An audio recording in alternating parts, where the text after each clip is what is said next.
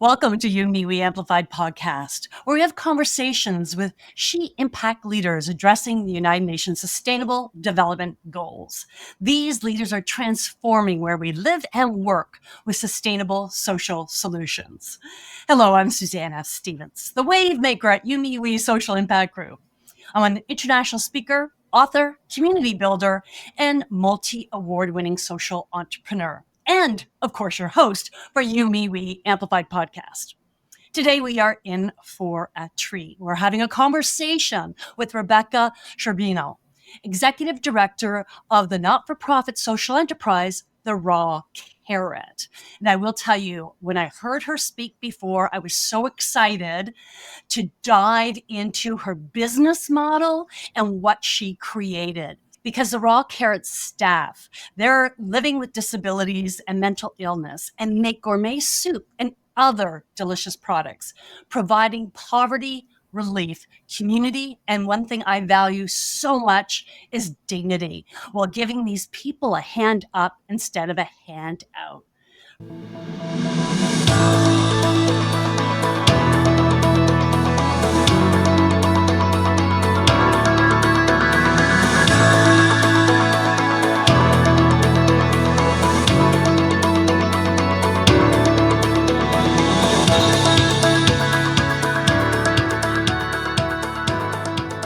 From Paris, Canada, please welcome Rebecca. Nice to have you, Rebecca. Thanks. So nice to be here. I was so impressed when I heard you speak, and we're going to dive into a lot of the things I had learned about how you create a franchise.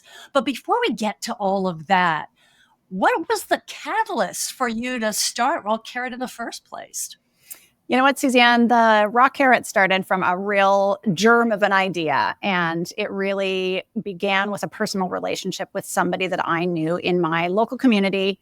Amanda was a teenager at the time that I met her, a girl that was struggling in high school. She was just coming to the end of her high school career, and her parents' plan for her life was to go on social assistance. And she had grown up in a family that had various disabilities and barriers to employment. So neither of her parents had worked. But I could see from my interactions with her and as I got to know her that she was a girl that had a lot of potential, notwithstanding the fact that she had some barriers. And so it appeared to me to be a family that we hear about generational poverty and how people get trapped in generational poverty. And some of that is just, that's all they've known. And as I got to know Amanda, I could see that she had so much more potential. And so it really became a personal relationship that I had with her, that I could see that there was potential. And yet I kept hearing this narrative that she wanted more for herself. She wanted more out of life. And so that's the place that I stepped in with her and introduced her to an employment training agency. We went and did that for a number of months. She had some employment training and soft skills building, and they had promised that at the end of that period of time that she would have some interviews and that it was very likely that she would have a job. So I drove her twice a week to this employment training agency. She came out at the end of that, had the interviews, and was unsuccessful in all of them.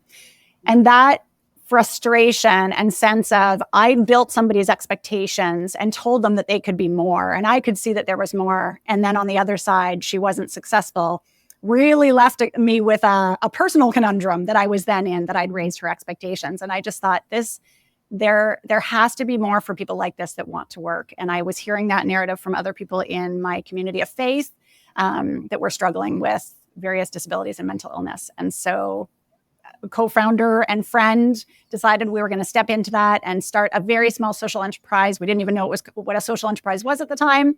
We just thought we'd start cooking some soup. We felt like that was a neat place to start and see if we could pay people for making soup. So that's where it started.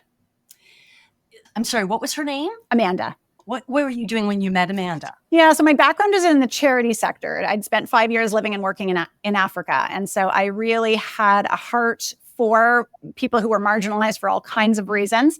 I was copywriting at the time. My family had moved back to Canada after 5 years in Africa, and I was taking a break. I had small kids, so I was just doing some part-time work. And as I got to know Amanda, I thought, well, this is something I can jump into as just a bit of a side hustle for a while until I go back to my full-time job in the charity sector. And I jumped in, and that started as a tiny side hustle for a little bit. And after 1 year of doing that, we sort of thought, maybe this year, if we make $5,000 and are able to pay people a little bit, then that's great. And at the end of one year we'd paid people $25,000 and realized that we just had a little bit more of a business plan than we realized. And it became something that I was so passionate about. When I could see the results of people at work, I then jumped into it full time. I would be remiss if I didn't ask, where were you in Africa before we go further? I spent a year in Sudan and 4 years in Malawi. It's okay. I haven't been to the Sudan. I have been to Malawi. Okay. I spent a couple of years in Africa myself. So you came from the charity sector. And is that why you decided you had some of the tools already to start a non-for-profit? I never thought that this was going to turn into a not-for-profit. And as I said, I didn't even know the term social enterprise when we started. One of my frustrations with the charity sector from my experience of being in it was that there's a lot of crisis intervention. There's a lot of relief services being provided. And those things are absolutely necessary. We need them. But I was, again, frustrated by the sense that there was not anything more sustainable or that felt more sustainable. And there's some of those programs, microloans and sort of business concepts out there, but not a lot of it. And so when I jumped in this sort of business model thinking, I hear the narrative that people want to work. Here's somebody who's willing to be put to work. There's this concept that people on social assistance are lazy in Canada, that they just don't want to work. And I could see that absolutely wasn't true. As soon as we started running this, there was this desire to work and potential to do something. Social enterprise just became really natural. I feel comfortable in that world because I resonate with the charity sector and wanting to provide social purpose for people and wanting to help. Yet I think I have a bit of the entrepreneurial spirit behind me too. I really wanted to see a sustainable solution to poverty.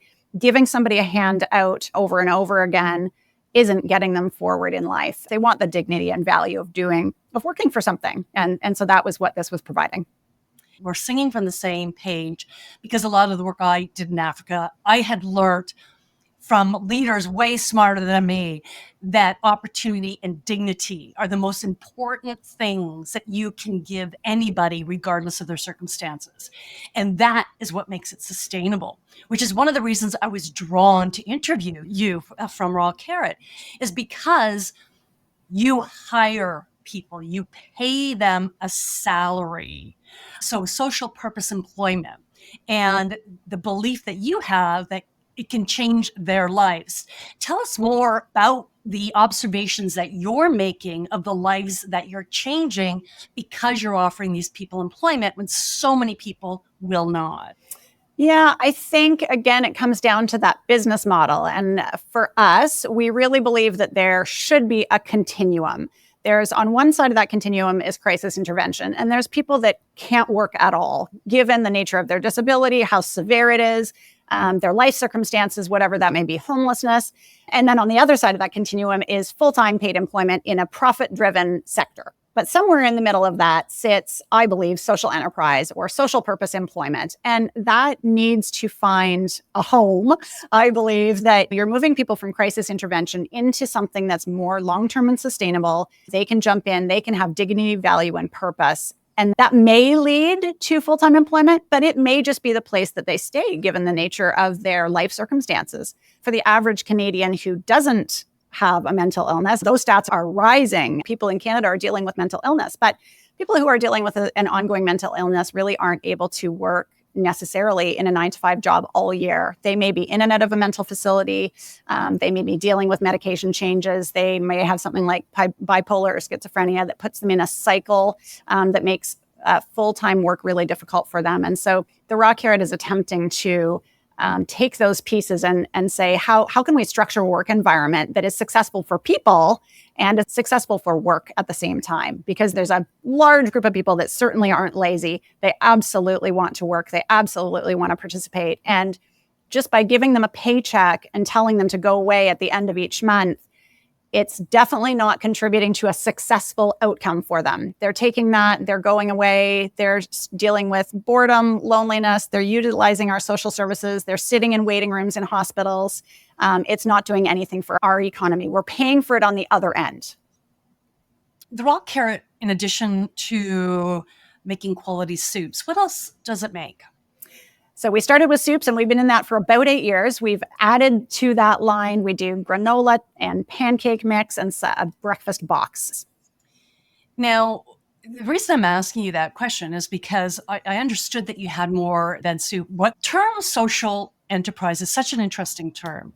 And one personally I'm challenged with, only because often people perceive social enterprise as a non-for-profit that creates income rather than a for-profit that creates income but also does social good. So the word is muddy, which is why I call it She Impact Leaders, because it's unfortunately, no one really knows exactly what it is and it's defined differently. That being said, you're a social enterprise that's non-for-profit. Now, have you ever thought of being a for-profit company, being that your soups are quality and you produce other quality foods to make it even more sustainable? It's such a great question, Suzanne. And you're so right that the term social enterprise has just morphed completely over the last decade that I've been working in this. It used to really be that a social enterprise was restricted to programs that were socially based. And now you're right. It feels like the term has expanded to include not only social based programs, but for profit companies that have an element of good in what they're doing. And so there's a big continuum of what social enterprise means. For us, social enterprise encompasses the realm of our priorities, and what we're doing is always a social outcome. So yes, we're prioritizing income and revenue as much as we possibly can. And we hold that in a very tenuous balance between the social outcomes to ensure that people have enough work and are able to work. However, we've definitely had the conversation that we'd love what we are doing to be fully self-sustaining through sales. So you're right. One of the reasons that we're delving into new product development is that when we started this, it was a side hustle and we just wanted to pay people something. And minimum wage at that point was $11.25. And minimum wage is now $17.55 or $17.25. That exponential rise, which is great for people and great when we hear that people are living in poverty. For a small business that doesn't have a lot of income rolling in through the profit from the revenue generating activities is very difficult. We come to the place where we could be a profit driven company that's just reinvesting more and more back into people. At this point, we don't have enough margin to be able to do that. And so we continue to explore. We've added R&D to our sort of regular budget line as something we need to be continually developing to get to the place where we're able to be absolutely 100% self-sustaining. And we've got two sides of that. That's our sites, our partners. They're about 80% self-sustaining through the sales of product. And then the headquarters, which is our franchise side of things, and that has a whole nother business model associated with it as well. But the goal really would be for both sides of that business to become self-sustaining and profitable. If your sales are driving most of your revenue, but not all of your revenue, so you're also fundraising or applying for grants, what other mechanism are you using? Grants and donations would be the two areas. Most of that is donated funds. We use grants for growth pieces to what we're doing, and we have a passive fundraising funnel that people donate. They understand that 100% of their purchase is going back into employing people. So there's, again, just a big discrepancy sort of what's out there of a percentage of product may or may not be going to do a social good. And sometimes that's 1%. And that's a good thing for any company to be giving back into a social good is a good thing. But that may only be 1% of their revenue, or that may be 10% of what they're doing. 100% of what we're doing is rolling back into the social costs. And I mean, there's a big accountability for a nonprofit, right? There's no profit coming back to the owners of this company because we're a not-for-profit. That's the whole goal. So we're rolling back 100% of all of our revenue and income into sustaining these jobs for staff, because we are hiring individuals living with disabilities and mental illness. We support them in that, but that means that there's additional costs. Our human labor costs are higher. We know that we bear that cost. We feel like the cost is worth it, but it is a social purpose employment. So we know that there's some costs on that side. So just for clarity though, and this is not you do take a salary in the non-for-profit. Everybody is paid.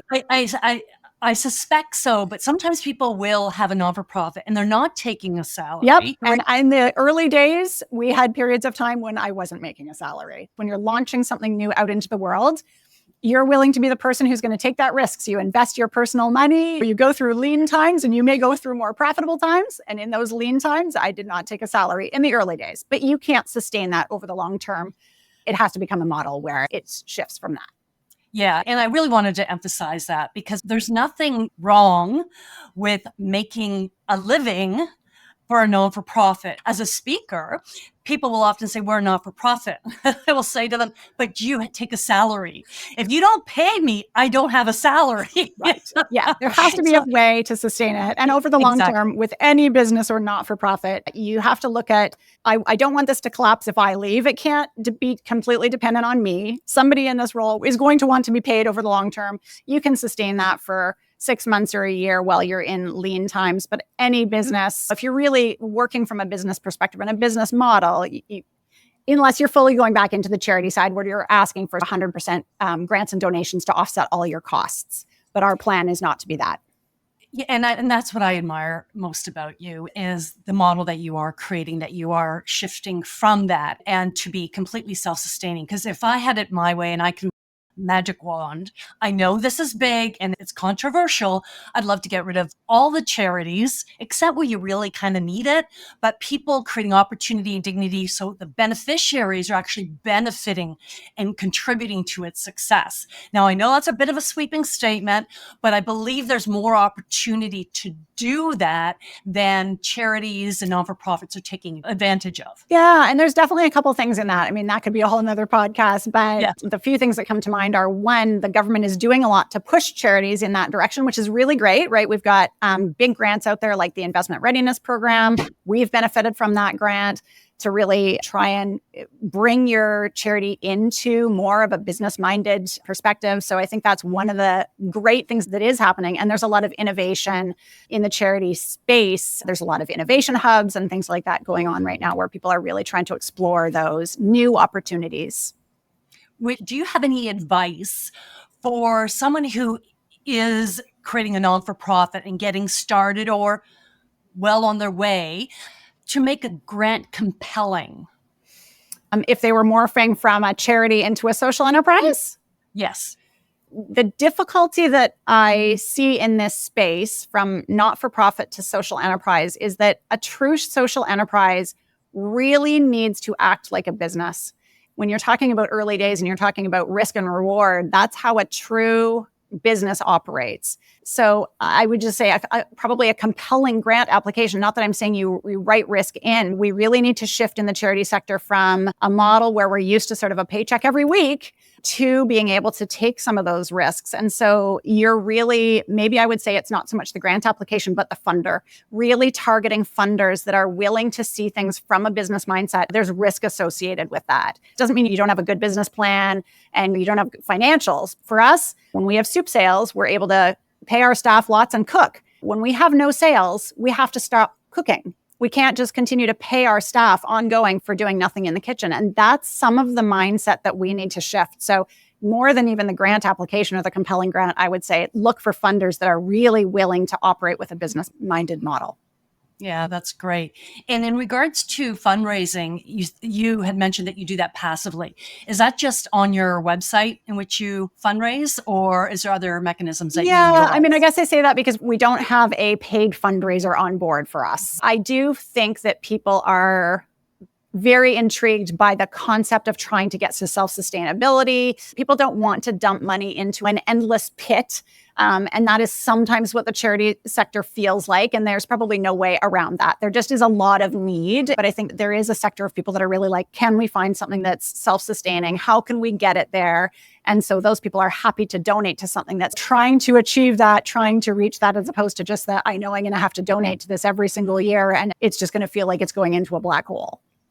So is there any other way that the general public can assist with your growth beyond buying your products, of course?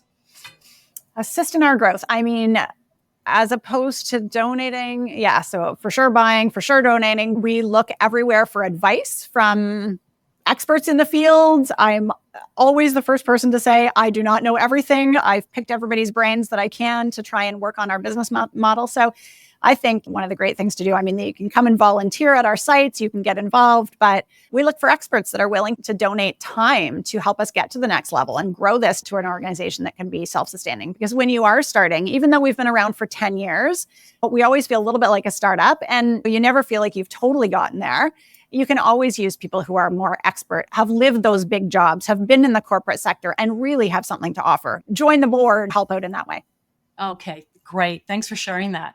Now, the other thing that is quite unique about the Raw Carrot is that you are a social franchise. And I understand you have 2 locations now, and you're getting 2 more, one shortly and one next January.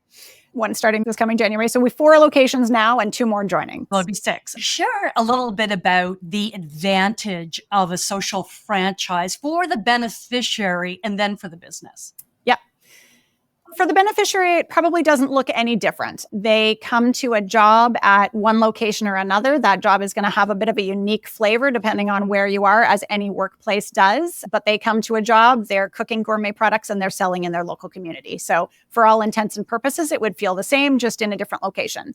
From a business perspective, I'm so passionate about the franchise model. When we started this and we spent, my co-founder and I, months and years trying to develop a business model, ensuring its success, developing health and safety protocols, operations, website, the myriad of things that go along with starting a business and developing a successful model. 3 years in, we were like, wow, if we could package this up and try to pass this knowledge off so that somebody else doesn't have to start from scratch, that would be amazing. Like, we just want to take that, all the learnings that we've been able to have, and say, you could be successful and you don't have to spend your first 3 years doing it. Here's the tools. We went through a lot of hardship trying to figure those things out in the beginning days. I am so passionate about not reinventing the wheel, trying to take existing learnings. It means for us that for our sites, they really can focus on the social aspects of what we're doing. Again, as a social purpose business, our sites can focus on the social needs of staff. They can focus on the cooking. And then the headquarters of the Raw Carrot franchise can focus on all the business pieces. So again, looking from this sort of middle between a charity and a business, our sites can be very focused on the social. It's a totally different skill set to be doing all the business pieces, the financials, the number crunching, all the back end, running a website and a store, those pieces. So we can centralize that. And that leads to economies of scale for everybody. When we first started our packaging, our soup has beautiful little pouches. It's designed. I think those cost us about $2 a pouch. And now we can order them in. We order $20,000 at a time and we get them for 37 cents or something like that. Benefiting from the economies of scale that are created when you're replicating something. Our sites can do what they're best at, which is help the staff. What was 1 or 2 of the biggest challenges from starting to getting it to where it is today? Probably the business model. Really worked at that. We've had some consulting to try and bring that to a place where we can become more self-sustainable. I think we're well aware of our limitations and the places where we can still grow and create growth. The easy part, honestly, was the employment. And in some ways, I might have thought that was going to be the hard thing, because again, the narrative is that those people who aren't working, they're not going to bring enough value.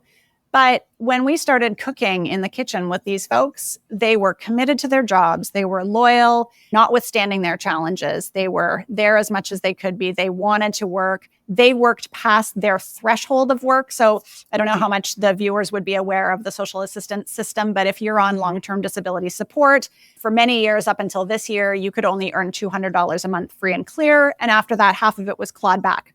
So one of our assumptions in our early days was people would just want to work a little bit and they'd want to make their $200 a month. And then that's all they'd want to do. Well, that assumption was totally blown out of the water. People 100% wanted to work. They absolutely had a desire to be useful. I mean, they still earned income, even if it was at half their salary. They were keen to come in and work, and they loved coming in and being part of that family, as many have referred to it, just coming and having that sense of community and value and dignity. I am just so happy to hear that, because it supports everything I believe and everything I talk about. Is people want to be part of a community, and that, going back to exactly what you said, they want dignity. They do want to contribute. That's our human nature, to want to do that. That's fabulous. That was achieved, and that's your observation. Now, do you sell at all online, or is it all in a store? We sell locally. So just within the communities that we're in, and most of the communities that we're in currently are rural areas, but we do sell within a 20-kilometer radius. We have pickup and delivery and an online store that facilitates that. We sell online, we sell in retail locations, we sell at lots of farmers markets and farm stores. So we're in about 45 or 50 sort of gourmet grocery farm markets, all in Southwestern Ontario area currently. Now, in addition to you were talking about that they are creating community and dignity.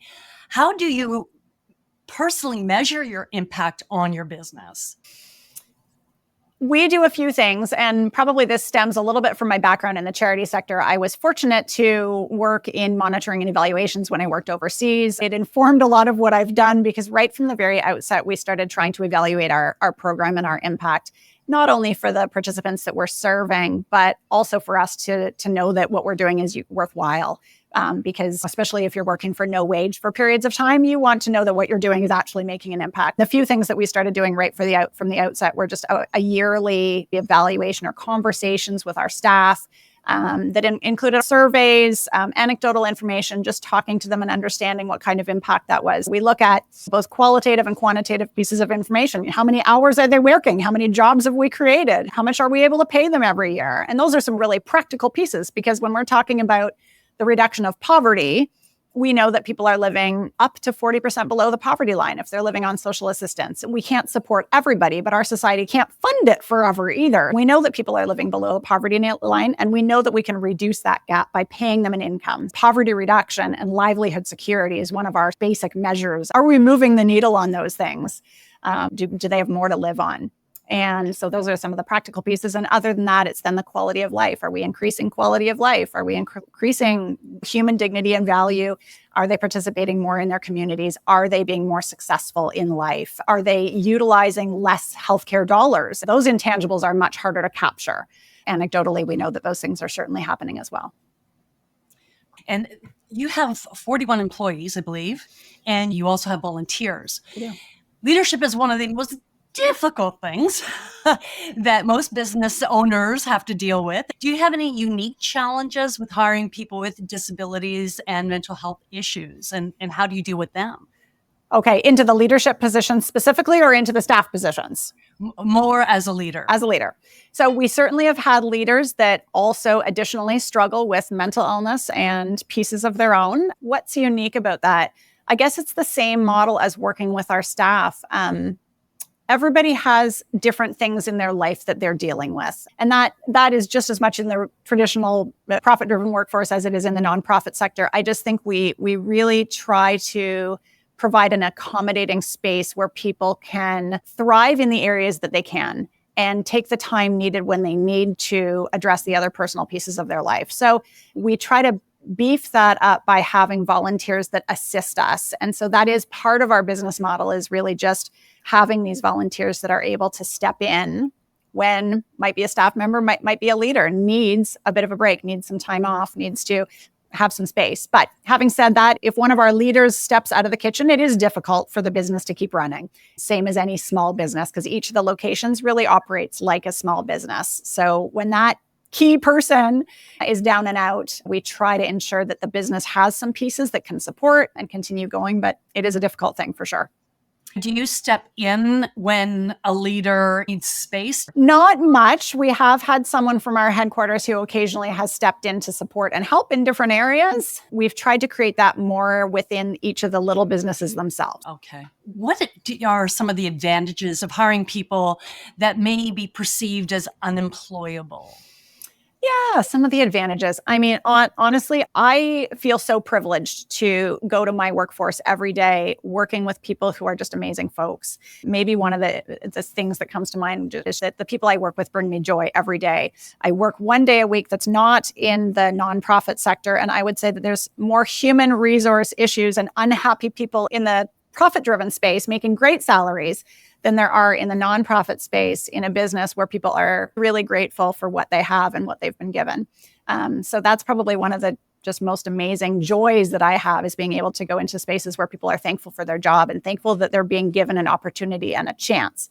Now, a job is still a job, so that sort of wears off over time. But nevertheless, just those individuals are very committed to coming, and acting more like a family. They support one another in a much different way because the community is really important to them. They don't have maybe a lot of supports on the outside, so they come in and those little communities become like little families, and those people support each other, and the volunteers that are working there get involved in their lives. So it becomes this beautiful fabric of people who are working together. And so that is just such a privilege that I get to work in that.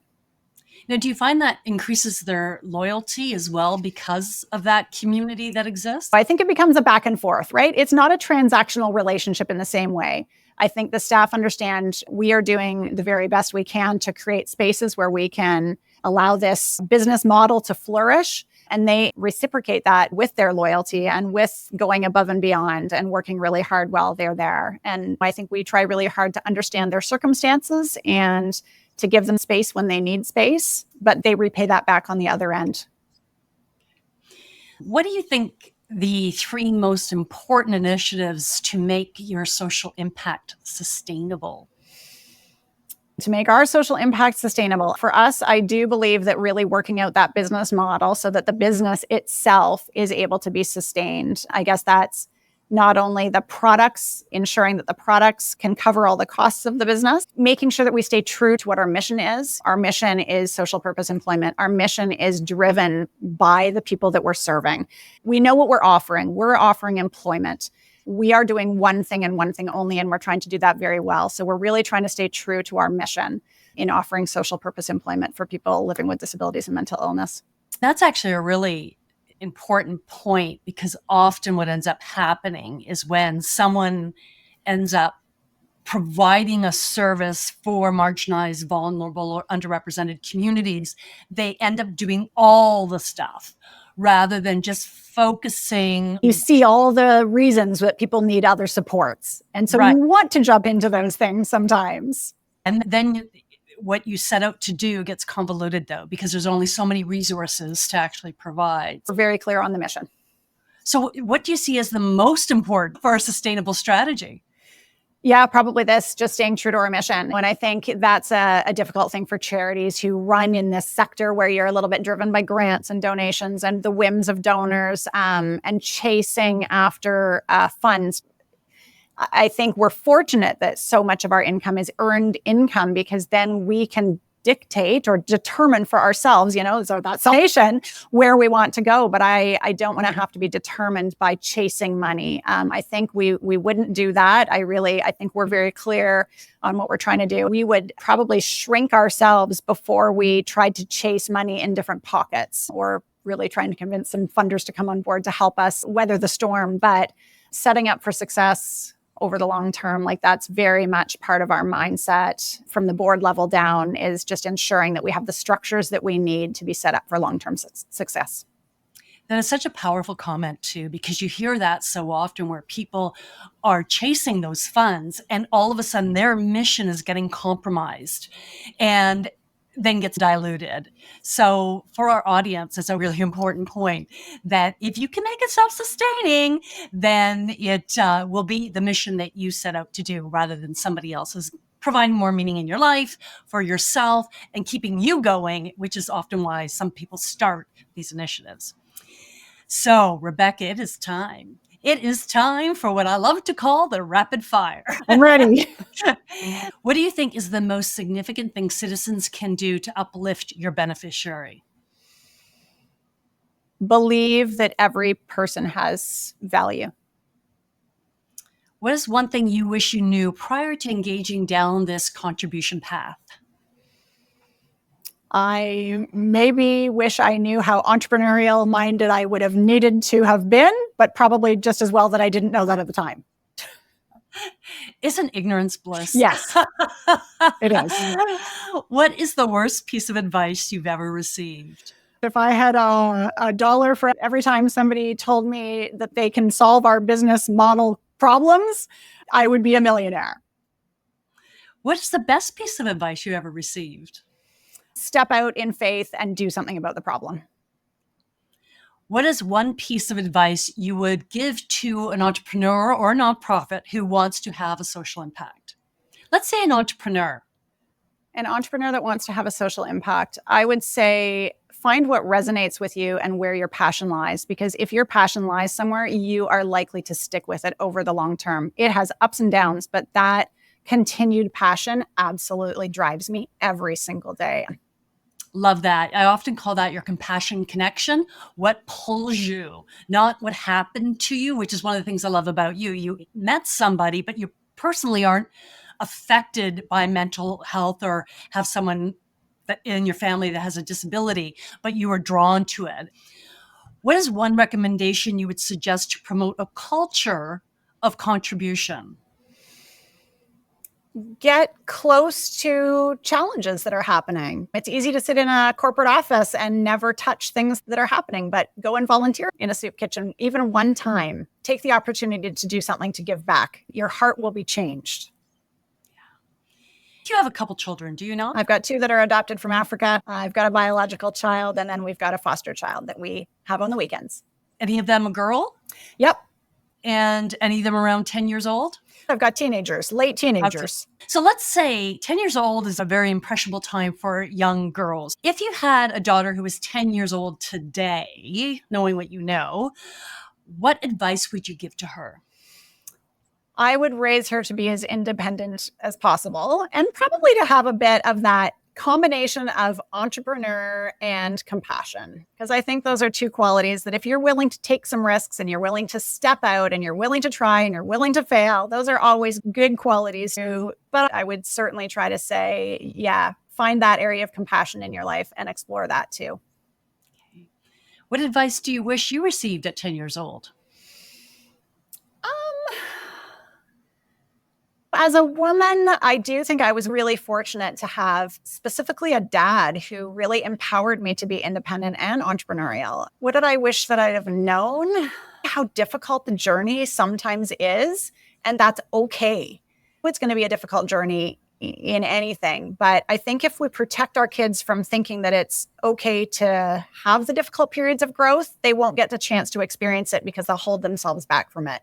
We need to step in, and it is going to be uncomfortable, and being uncomfortable is okay. It's not a natural feeling, but it's okay to step into discomfort or uncomfortable feelings and sit there for a while and then discern, do I keep going or do I step back? But step into the discomfort and allow yourself to feel like that. What's one thing you had to do that makes you uncomfortable? But if you didn't do it, you wouldn't have the social impact that you've had.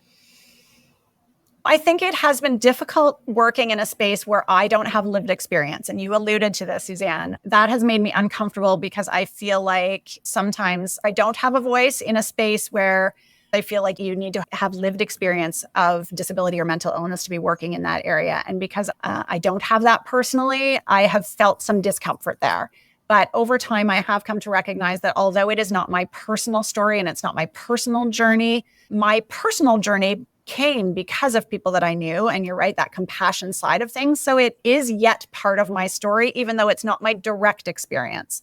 I've been fortunate, so fortunate that I haven't had to deal with the barriers that other people do, but that makes me all the more passionate to work and serve alongside them because they're just some wonderful people. And I am privileged every single day with the people that I get to work with. Who is the greatest female influence in your life and why? Oh my gosh, hard questions. Doing great, though. Let's see. Female influence. It would be probably typical to say my mom, but I do think my family has been so influential.